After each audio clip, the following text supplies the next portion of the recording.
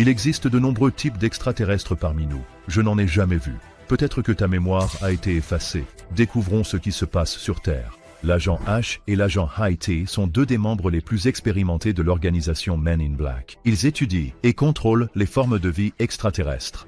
Leur dernière mission les conduit à la Tour Eiffel à Paris, où H et T interrompent un rendez-vous romantique, effacent la mémoire du couple et les obligent à partir. Quelques instants plus tôt, les protagonistes affrontent une race extraterrestre appelée la Ruche. Sans hésiter, ils dégainent leurs armes et ouvrent le feu.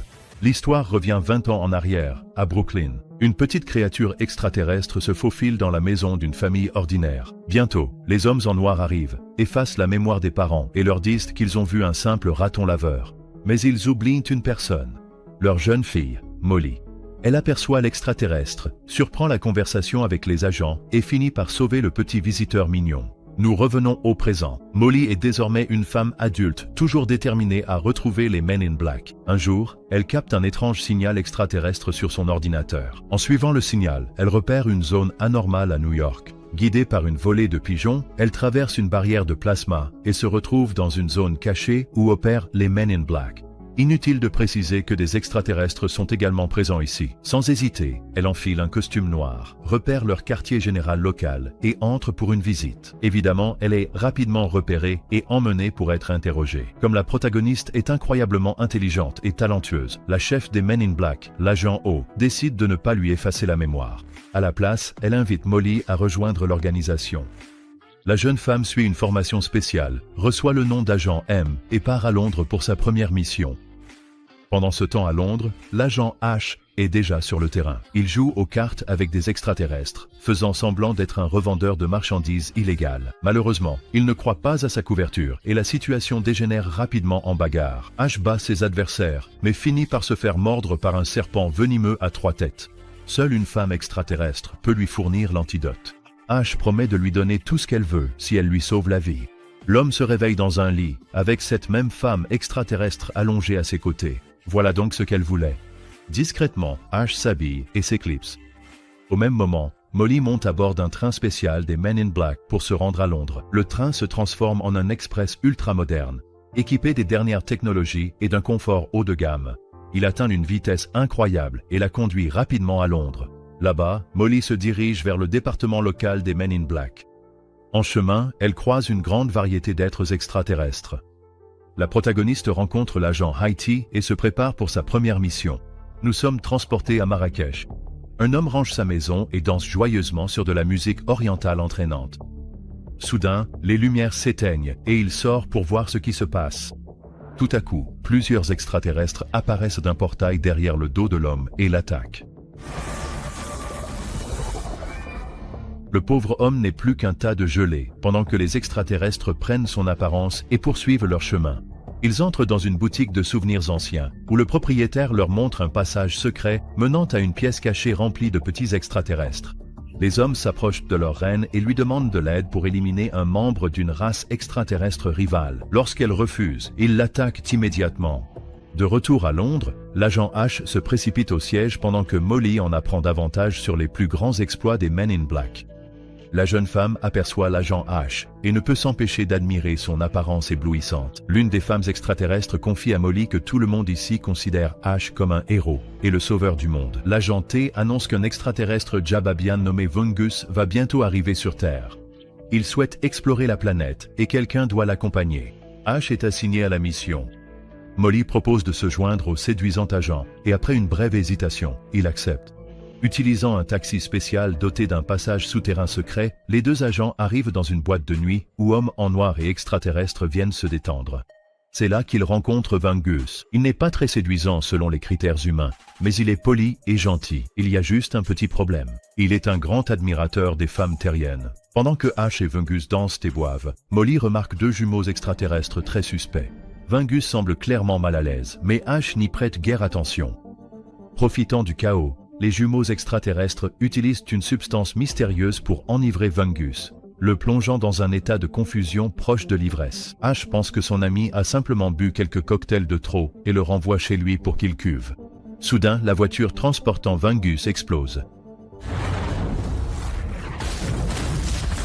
Les jumeaux extraterrestres apparaissent, font semblant de se rendre, mais grâce à leur pouvoir, ils soulèvent l'asphalte et projettent Ash et Molly au sol. Les Men in Black déploient leur arsenal pour les arrêter, mais ces extraterrestres sont très résistants. Aucune arme ne semble leur infliger de vrais dégâts. Molly essaie de sortir Vungus blessé de la voiture accidentée, mais il est trop lourd.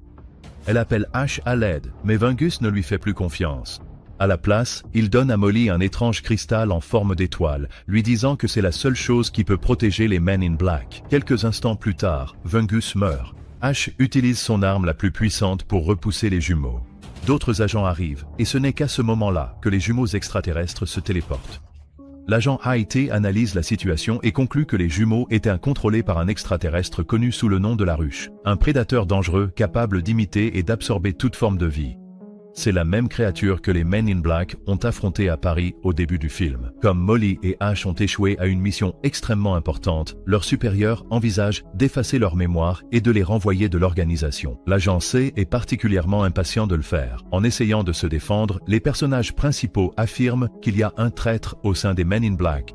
Après réflexion, Haïti leur accorde une nouvelle chance et envoie les agents à Marrakech pour poursuivre l'enquête. Là, les protagonistes contactent deux extraterrestres, Nasser et Basim. Lors d'une rencontre amicale, l'agent C reçoit des images montrant Vungus remettre le cristal lumineux à Molly. Quand Molly et Ash quittent la boutique de Nasr et Bassam, les jumeaux extraterrestres arrivent et apprennent que les Men in Black sont passés.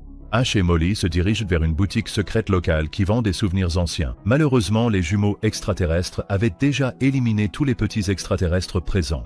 Le seul survivant est un minuscule extraterrestre qui servait autrefois sa reine. Il se présente sous le nom de Pawnee.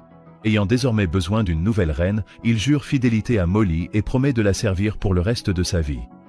La jeune femme accepte et l'emmène avec elle. Molly se rend vite compte que Ash lui a discrètement pris le cristal. Elle avoue que Vungus lui a confié l'artefact. À ce moment-là, les hommes de l'agent C apparaissent à proximité. Les protagonistes reçoivent un appel de Haïti les avertissant qu'une chasse à l'homme a été lancée contre eux. Le chef des Men in Black exhorte Ash et Molly à quitter immédiatement les lieux. Les personnages principaux filent à toute allure dans les ruelles étroites de Marrakech. Ash parvient à semer leurs poursuivants grâce à la moto high-tech de Nasser. Les jumeaux extraterrestres manquent de peu d'attraper Molly, mais Ash la sauve juste à temps. Ils s'enfuient sur la Superbike, effaçant la mémoire des passants sur leur passage, puis atteignent la vitesse supersonique et atterrissent en plein désert en quelques secondes. Soudain, le cristal en forme d'étoile s'active et se transforme en une arme incroyablement puissante. Plus puissante qu'une bombe thermonucléaire, elle renferme l'énergie d'une étoile compressée, quelque chose que la Terre n'a jamais vu auparavant.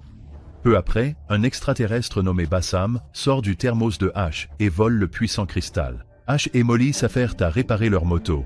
L'homme est convaincu que Bassam a remis l'arme à Rissa, son ex-petite amie, qui se trouve justement être une trafiquante d'armes notoire. Les protagonistes partent immédiatement pour Naples, où se trouve la forteresse de Rissa. Ash salue Luca, le fidèle garde du corps de Rissa, puis se dirige pour rencontrer son ex-petite amie. Pendant ce temps, Molly se cache sur un hors-bord et s'infiltre ensuite discrètement dans la forteresse. Ash fait semblant de vouloir offrir à Rissa l'extraterrestre Pawnee en cadeau, mais Rissa n'est pas dupe. Elle comprend rapidement que ce que Ash veut vraiment, c'est le cristal extraterrestre. Elle ordonne à Luca de le mettre à la porte. Cependant, le protagoniste est plutôt persévérant. Il repousse les gardes et parvient à retourner dans la forteresse, désactivant le système de sécurité au passage. Pawnee s'échappe de son bocal et distrait Rissa, tandis que Molly s'introduit dans son bureau et vole le cristal. Malheureusement, Rissa la surprend. Une bagarre éclate. Molly et Pawnee contre Rissa et Ash contre Luca. Les chances sont contre les protagonistes et la situation semble désespérée jusqu'à ce que Molly reconnaisse soudainement Luca. C'est le même extraterrestre qu'elle a sauvé lorsqu'elle était enfant. Luca la reconnaît aussi. Il braque son arme sur Rissa, permettant aux Men in Black de prendre le cristal et de s'échapper de la forteresse. Les jumeaux extraterrestres apparaissent de nulle part et attaquent les protagonistes. Les méchants veulent s'emparer du cristal, mais les Men in Black, menés par l'agent Haïti, les éliminent rapidement. Molly fait confiance à son supérieur et lui remet le cristal. Lors d'une cérémonie célébrant la réussite de la mission, Molly et Ash réalisent soudain qu'il y a effectivement un traître parmi les Men in Black, et c'est l'agent Haïti. Il a gardé le puissant cristal pour lui. L'agent C dit à Ash que Haïti est parti à Paris. Molly, Ash et Pawnee se lancent immédiatement à sa poursuite à bord d'un véhicule à grande vitesse ressemblant à un vaisseau spatial. Ils pensent que c'est là que se trouve la ruche. Molly demande à Ash comment ils ont réussi à vaincre la ruche la dernière fois, pour découvrir qu'il ne se souvient pas du tout de la mission.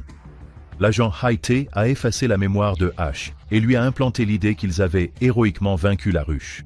Mais pourquoi aurait-il fait ça? Il s'avère qu'il y a 3 ans, lors de la bataille sur la tour Eiffel, la ruche a partiellement pris le contrôle de l'esprit et du corps de Haite. Il est maintenant devenu un véritable monstre. Une bataille féroce commence. Ash et Molly combattent la ruche. La jeune fille est presque tuée, mais elle est sauvée par son fidèle compagnon, Pawnee. Ash prend le cristal à la ruche et le lance à Molly.